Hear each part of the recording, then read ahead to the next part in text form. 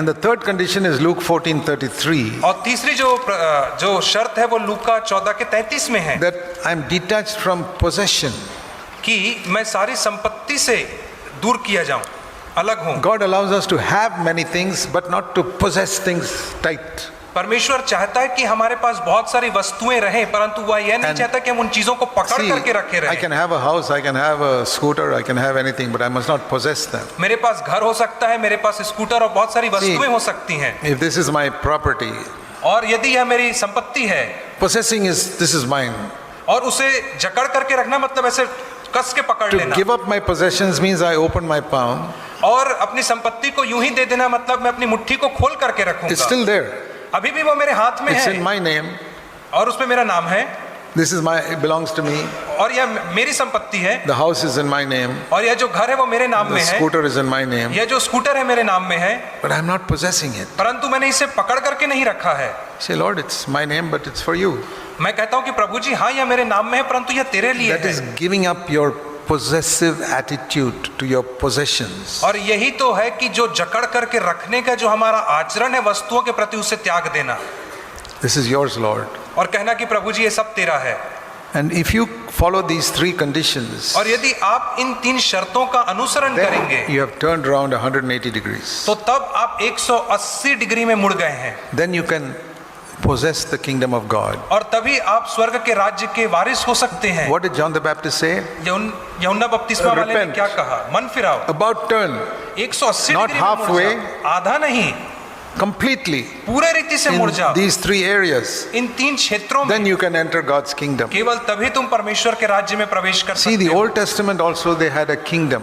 और पुराने नियम में भी हम देखते हैं कि उनके पास एक It was साम्राज्य a था, kingdom of earth. और वह जो राज्य था वह संसार का राज्य And था। it is to those people that John the Baptist was preaching.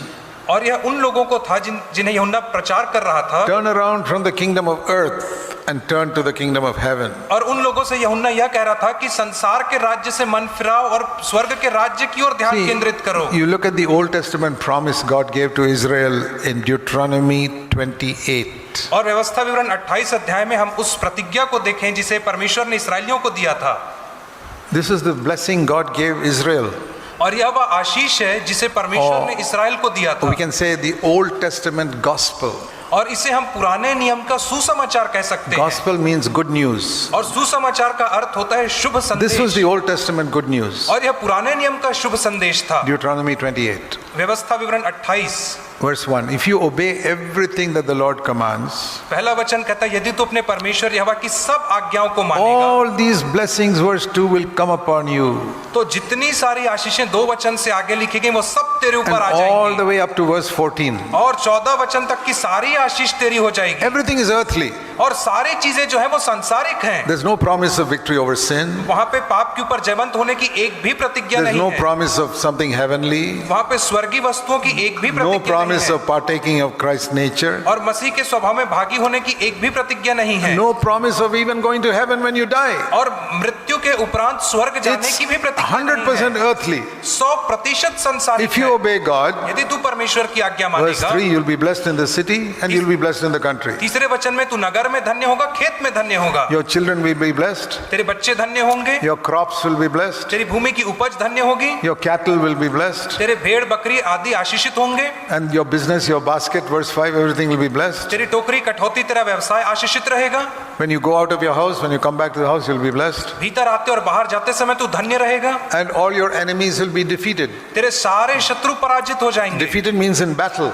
और पराजित मतलब युद्ध में पराजित। Midianites, Amorites, Hittites, everybody will be defeated. और मिद्यानी, अमोरी और जितने लोग थे और सब पराजित हो Canaanites. जाएंगे। कनानी लोग पराजित हो जाएंगे, Earthly enemies will all be defeated. और सब के सब जितने संसारिक शत्रु सब पराजित हो Verse जाएंगे। 7, they'll come to fight with you in one way and they'll run away from you in 7 directions. 7 वचन में कहता है वे एक मार्ग से तुझसे लड़ने को आएंगे और 7 मार्ग से भाग खड़े होंगे तेरे सामने से। In those days, their business was their fields of crops. और उन दिनों में उनका जो व्यवसाय था वह उनका And खेती बाड़ी The था, Lord will bless your barns. और परमेश्वर तुम्हारी खेती बाड़ी को आशीषित करेगा। Anything you put your hand to sow, there'll be blessing on it. और जिस भी चीज को बोने के लिए तुम हाथ लगाओगे वह Your फलवंत होगा, crops will come 100-fold. और तुम्हें 100 गुना प्रतिफल मिलेगा।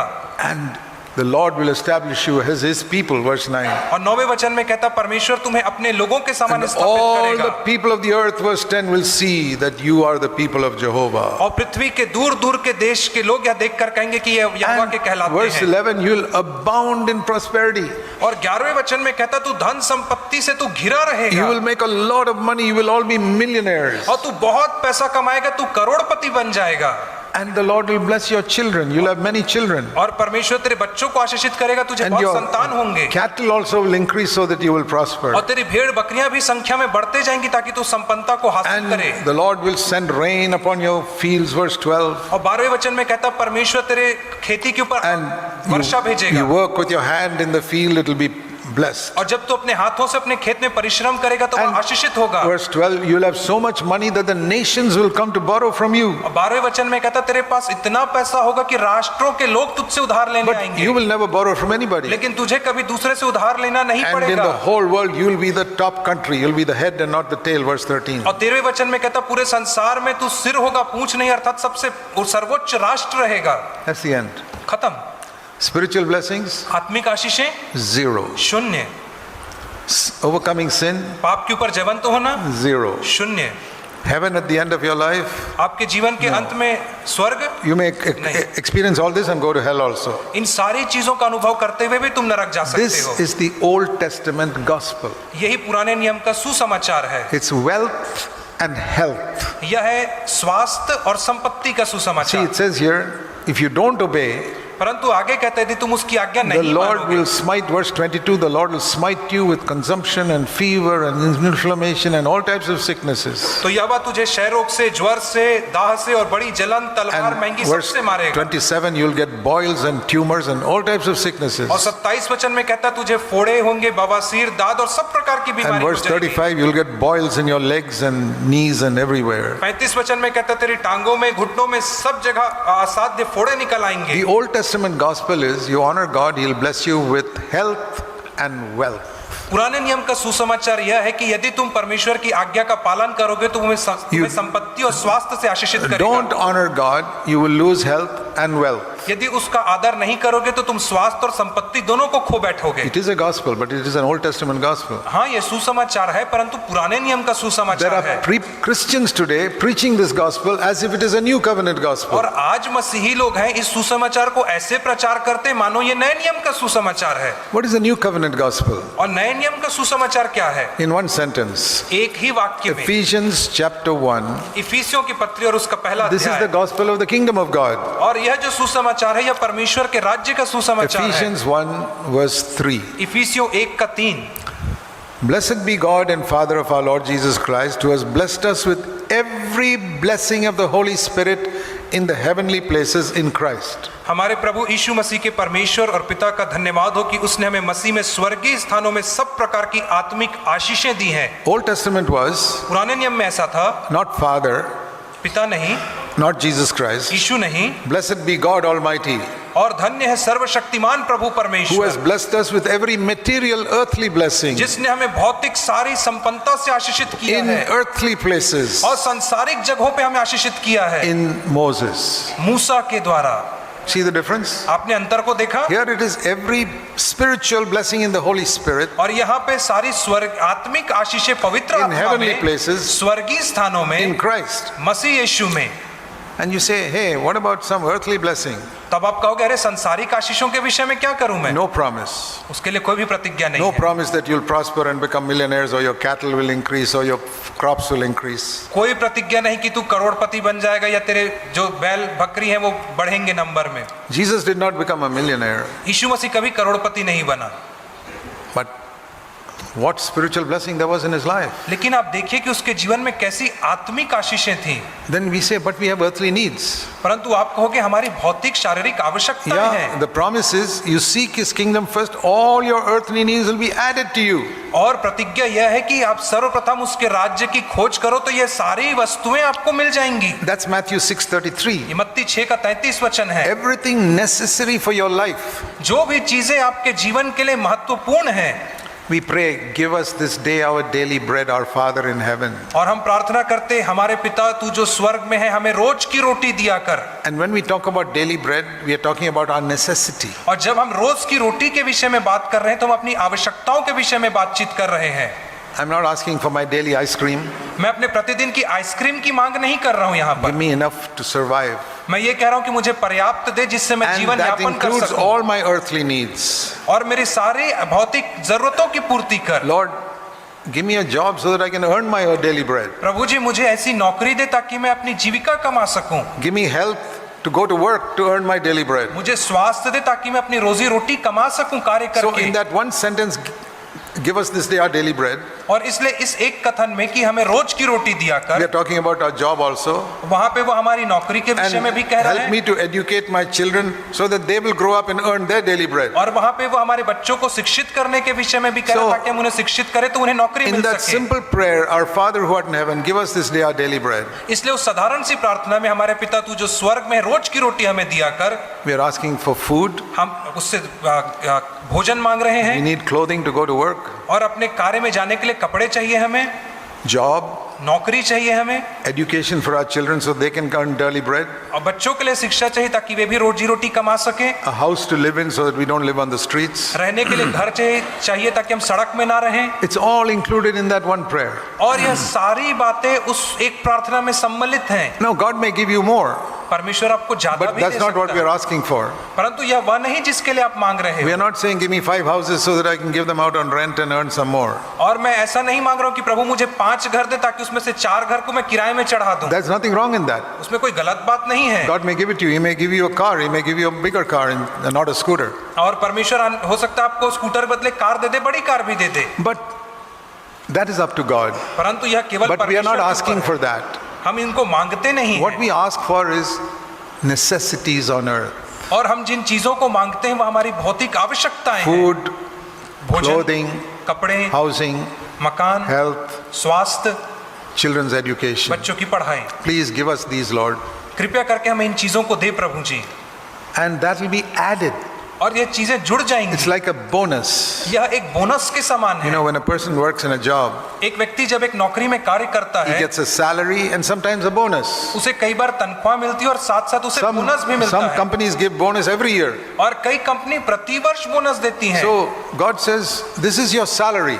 और परमेश्वर कहता है कि यह तेरी तनख्वाह है। Righteousness, धार्मिकता, peace and joy in the Holy Spirit. शांति और मेल मिलाप जो पवित्र Every आत्मा day. में है, प्रतिदिन Every day righteousness. प्रतिदिन धार्मिकता, Every day perfect peace. प्रतिदिन संपूर्ण No शांति anxiety, no fear, nothing. और कोई चिंता नहीं, कोई विचलन नहीं, Every भय day नहीं। abundance of joy. That is your salary. प्रतिदिन आनंद की भरपूरी, यही तो आपकी तनख्वाह है Kingdom of God. परमेश्वर के And राज्य then में। every year a bonus also. और प्रतिवर्ष आपको बोनस भी मिलता What is है। that?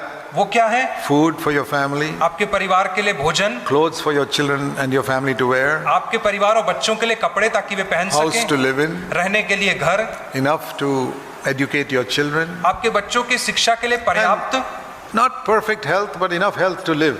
और सिद्ध स्वास्थ्य नहीं परंतु ऐसा स्वास्थ्य जिससे आप जीवन यापन कर That's a सकें। bonus. यह सारी चीजें But बोनस है। this what we call bonus was the main gospel in the Old Testament. परंतु आज जिन चीजों को हम बोनस कहते हैं, यह चीजें पुराने नियम And के सुसमाचार में मुख्य बातें थी, Spiritually they got 0. परंतु उन्हें आत्मिक रीति से वहां पे शून्य मिला था। So we need to understand the difference between the kingdom of earth and the kingdom of heaven. और इसलिए हमें संसार के राज्य और परमेश्वर स्वर्ग के राज्य में अंतर करना सीखना है। A lot of people in the Pentecostal charismatic churches are preaching that Deuteronomy 28 gospel. और बहुत सारे लोग जो पेंतीकोस्टल करिश्माई कलीसिया के हैं, वे व्यवस्था विवरण 28 अध्याय की बातों को प्रचार करते हैं। Blessed be God धन्य है who has परमेश्वर blessed us with all earthly blessings जिसने हमें हर एक प्रकार की भौतिक आशीषों से आशीषित किया है, in earthly places. संसारिक जगहों में In आशीषित Christ. किया, In Moses. और मूसा में। They say in Christ, but Christ did not come to give us all these things. वे कहने के लिए कहते हैं मसीह में, लेकिन मसीह इन चीजों को देने के लिए नहीं It आया is था, Moses who offered all these things. परंतु यह मूसा था जिसने इन सारी चीजों को So प्रकट किया we था। need to understand this distinction. और इसलिए हमें इस अंतर को समझना है। You know, about 500 years ago, 500 वर्ष पहले, when the Roman Catholic Church was the biggest church in the world, और जब संसार में सबसे बड़ी कलीसिया रोमन कैथोलिक कलीसिया हुआ करती थी, they taught salvation was mainly through works. और वे सिखाते थे कि जो उद्धार है वो कर्मों के द्वारा है। Now, today there are many God-fearing people in the Roman Catholic Church. I have met many believers there. और आज रोमन कैथोलिक कलीसिया में बहुत सारे प्रभु के भय मानने वाले लोग और मैं स्वयं उनसे मिला। 500 years it was different, and Martin Luther came up and stood against all this. 500 वर्ष पहले स्थिति बिल्कुल भिन्न थी और मार्टिन लूथर आकर के इन चीजों के विरोध में खड़ा हुआ। He said salvation is by faith. और उसने कहा जो विश्वास, जो उद्धार है वो विश्वास करने से है। Not by giving money to the church or praying to Mary or any such thing. और कलीसिया को पैसे देने से या मरियम को प्रार्थना करने से उद्धार नहीं मिलेगा। We respect Mary as a very godly woman. I think one of the most godly in the Bible. और हम मरियम का सम्मान करते हैं, ईश्वरी महिला होने के नाते बाइबल में वर्णित है वो। But she's not God. We don't pray to her. परंतु वह परमेश्वर नहीं, हम उससे उसके प्रार्थना नहीं करते हैं। Martin Luther stood against that. Martin Luther इन चीजों के विरोध में And खड़ा like हुआ। that, in these last 500 years, God has been recovering more and more of the truth that was lost, which the apostles taught. और हम देखते हैं कि बीते 500 वर्षों में परमेश्वर इन सारे सत्य जो कहीं ना कहीं खो गए थे प्रेरितों के बाद से उन्हें वापस लाता रहा। Another group came up and preached water baptism. एक और समुदाय उदय हुआ जिसने पानी में डूब के बपतिस्मे का प्रचार किया। Another group like John Wesley and all preached holiness. उसके बाद जॉन वेस्ली जैसा समूह है जिन्होंने पवित्रता का प्रचार किया। Then another group came up and preached baptism in the Holy Spirit. और उसके बाद एक और समूह है जिसने पवित्र आत्मा के बपतिस्मे का प्रचार किया। Little by little, all the truth which the apostles preached gradually got recovered, which was lost. और धीरे धीरे करके वे सारी सत्य की बातें जिन्हें प्रेरितों ने प्रचार किया था हमें वापस पुनः प्राप्त हो गई। One of the most recent things और which has been recovered is that there is a new covenant. और सबसे हाल ही में जो बात हमें उजागर हुई है वह यह है कि एक नई वाचा भी है। Sin cannot rule over you. और वह बात है कि पाप आपके ऊपर प्रभुता नहीं कर You सकता can है। rejoice always because everything will work for your good. और आप हर समय आनंद मना सकते हैं क्योंकि हर बातें आपके भलाई को उत्पन्न करेगी। God will make it work for your good. परमेश्वर ऐसा करेगा कि सब बातें आपकी भलाई को लेकर के Romans आएगी। 8:28. रोमियो 8:28 में हम And that पढ़ते God हैं। will never allow you to be tested beyond your ability. 1 Corinthians 10:13. और पहला कुरिन्थी 10:13 के अनुसार परमेश्वर कभी भी आपको सामर्थ्य से बाहर परीक्षा में पढ़ने नहीं देगा। So we can be overcomers. इसलिए हम जयवंत हो सकते हैं। So these are the truths that God has been recovering. और इसलिए ये वे सत्य हैं जिन्हें परमेश्वर वापस से लेकर के आ रहा है।